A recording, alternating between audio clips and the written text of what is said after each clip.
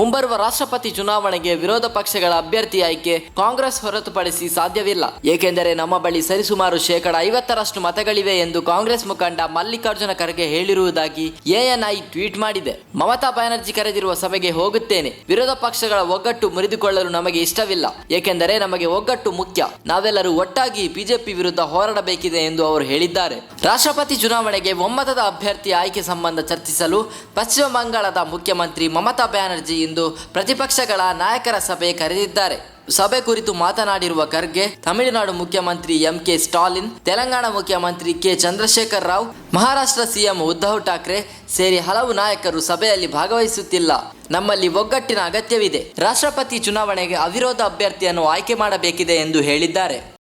ತಕ್ಷಣ ಬೇಕಾಗಿದ್ದಾರೆ. ತುಮಕೂರಿನ ಹೆಸರಾಂತ ಕಂಪನಿಯಲ್ಲಿ ಗುತ್ತಿಗೆ ಕಾರ್ಮಿಕರಾಗಿ ಕೆಲಸ ಮಾಡಲು ಯುವಕರು ಬೇಕಾಗಿದ್ದಾರೆ. ಲೋಡಿಂಗ್ ಮತ್ತು ಅನ್ಲೋಡಿಂಗ್ ಕೆಲಸ ಮಾಡುವವರು ಬೇಕಾಗಿದ್ದಾರೆ. ವಿದ್ಯಾರ್ಹತೆ SSLC PUC.